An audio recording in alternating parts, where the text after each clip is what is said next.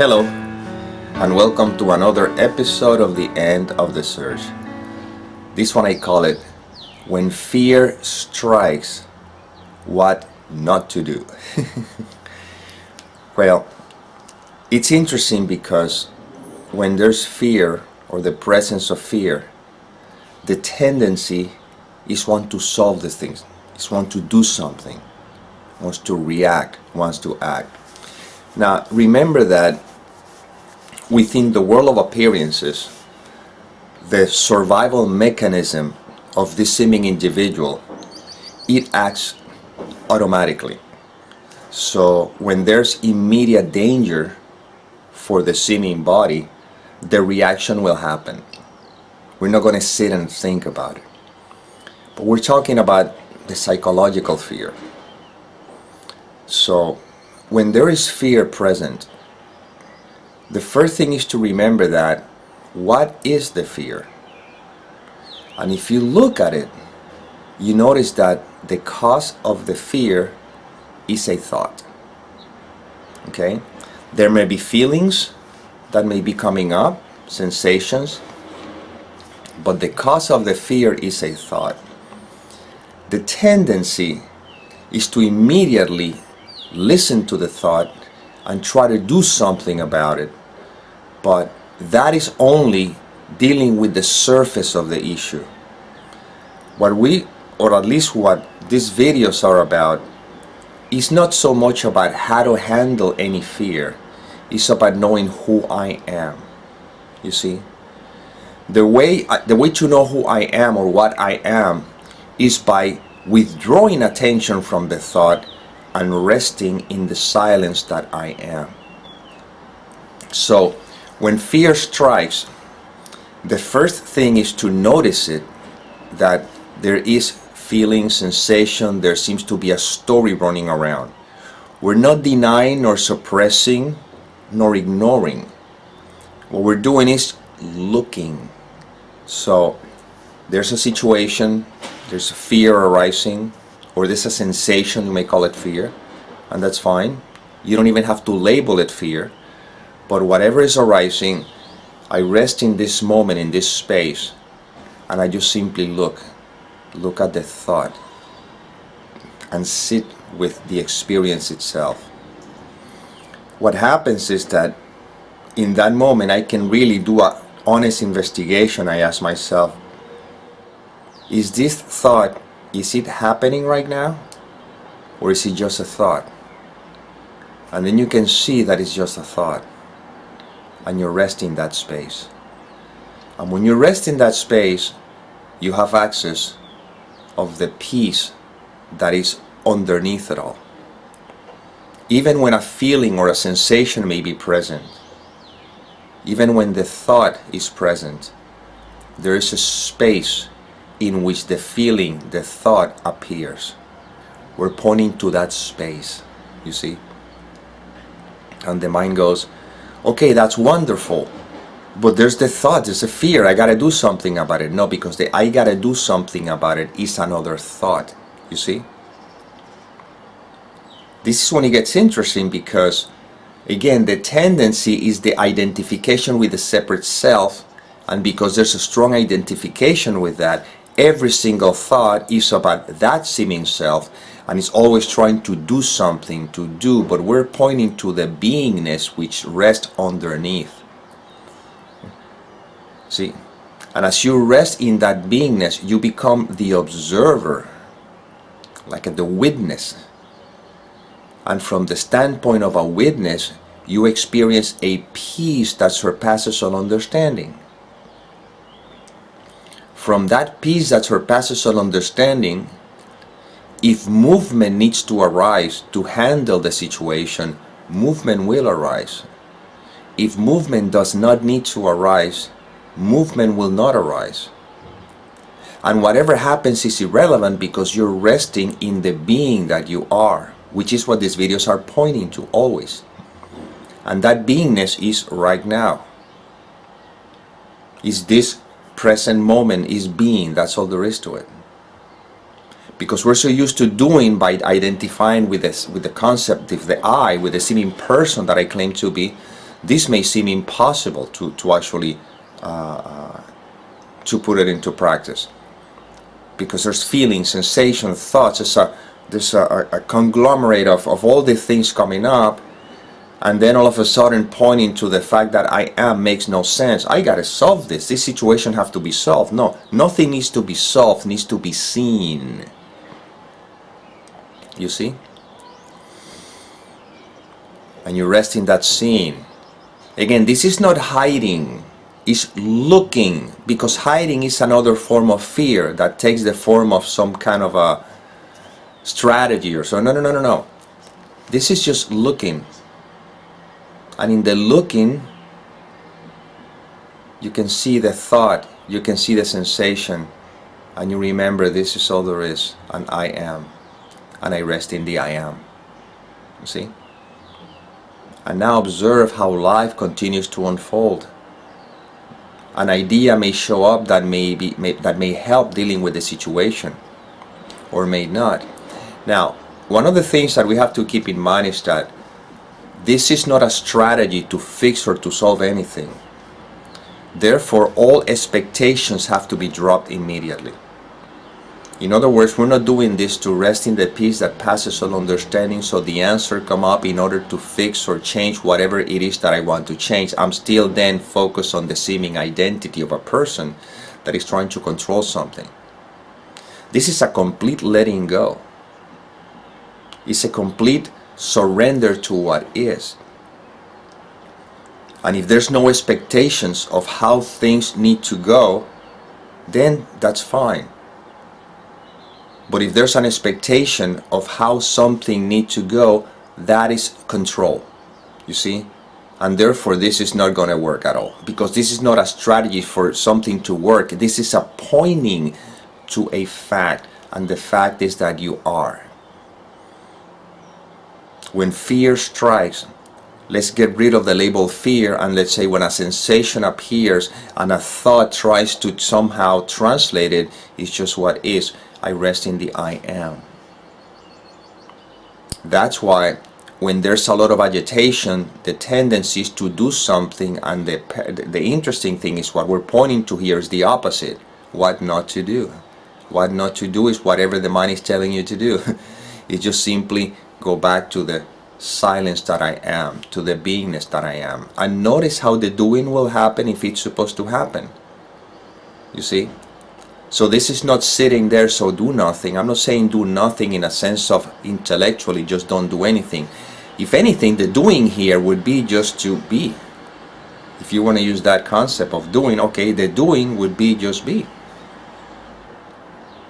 And then in beingness, just rest in that space, and that'll give you once again the peace that surpasses all understanding right now, in spite of whatever movement may be taking place that may take the form of a sensation or a feeling, in spite of whatever thought may be appearing.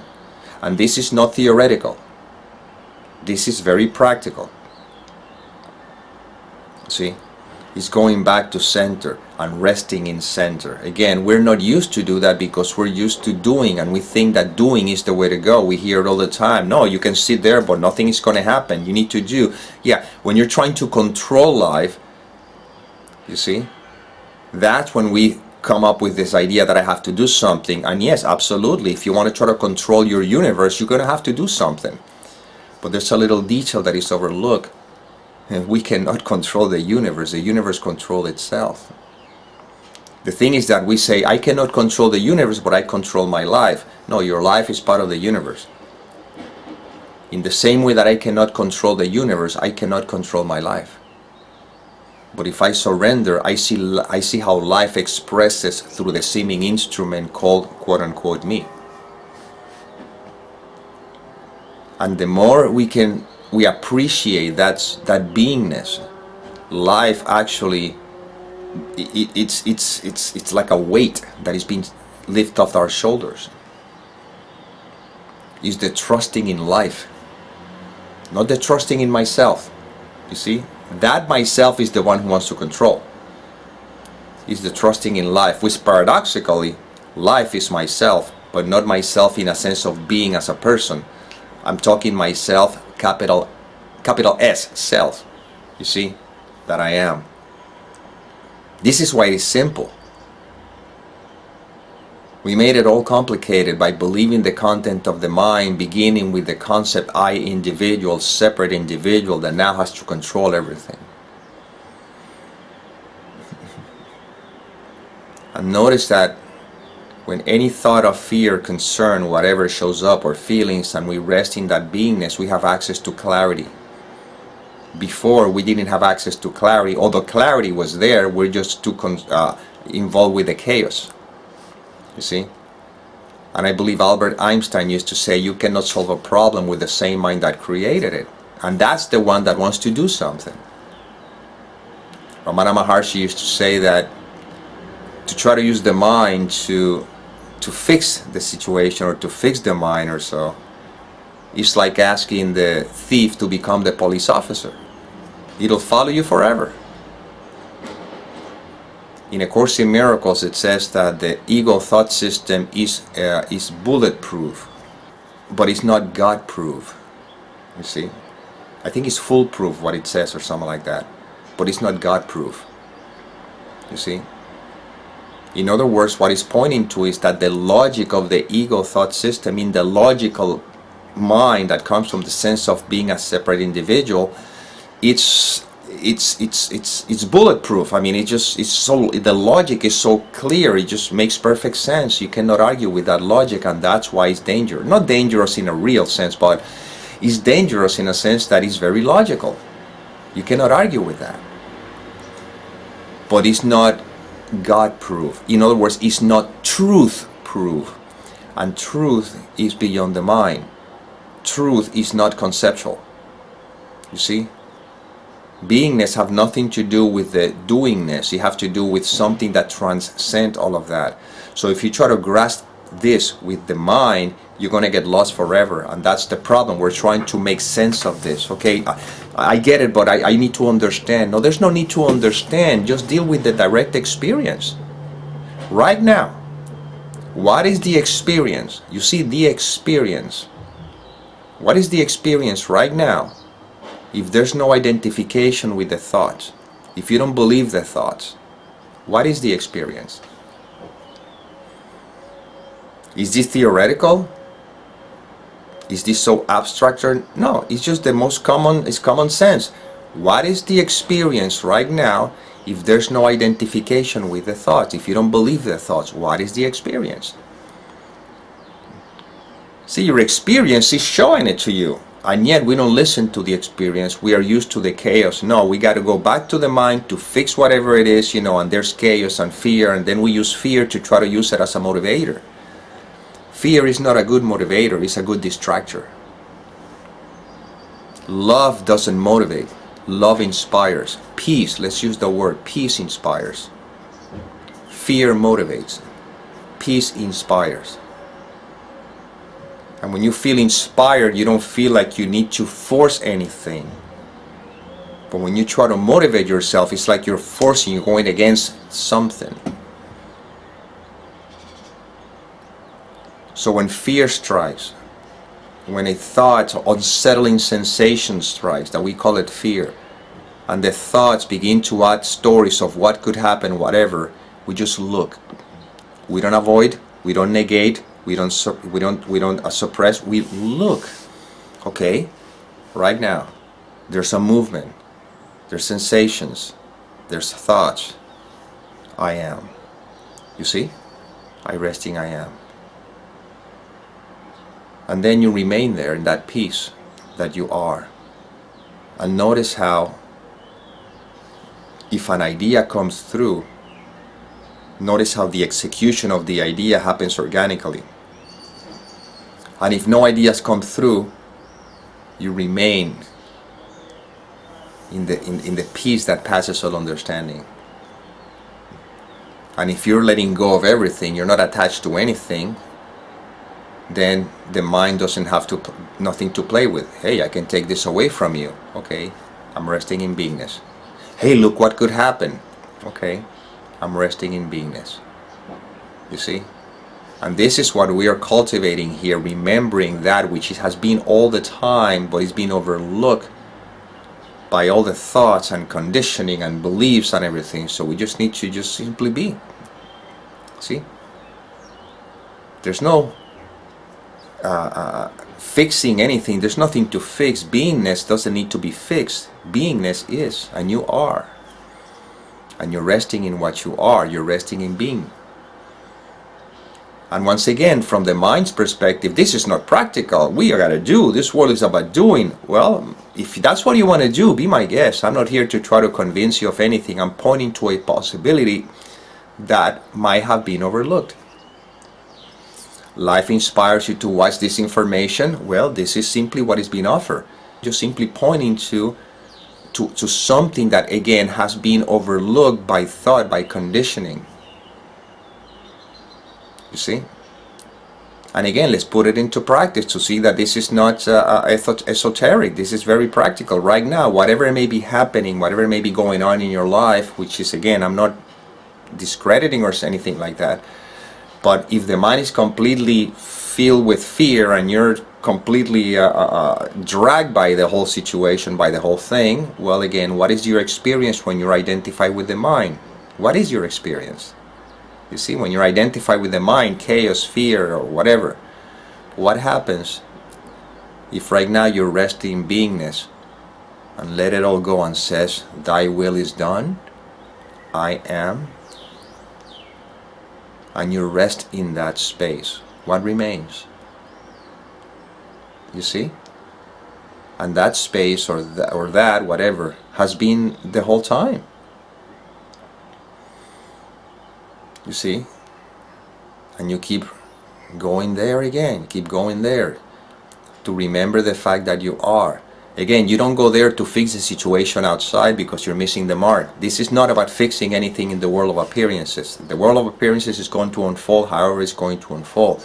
This is about remembering who I am. You see?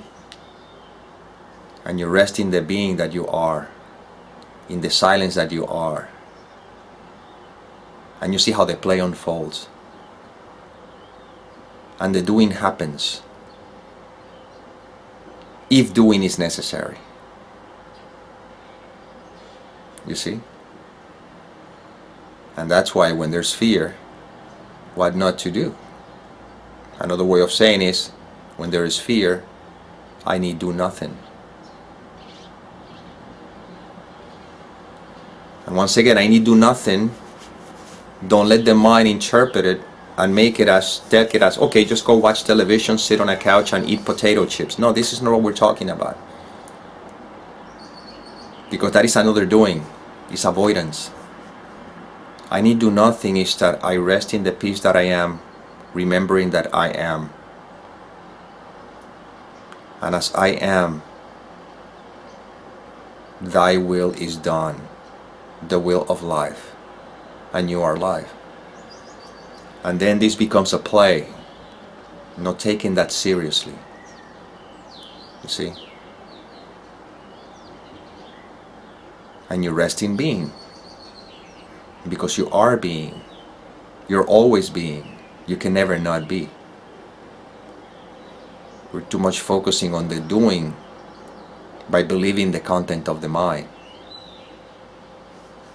Now we're resting in beingness by looking at the content of the mind, but not believing in it. And then life unfolds. The play continues, and you're the observer. You're not hypnotized by the illusion. You're seeing the illusion for what it is. Energy patterns changing and everything, but you remain as I am. And this is all we're pointing to here. And now that you are, just watch life unfold, as it will anyway, because it's unfolding anyway. And notice how the mind goes.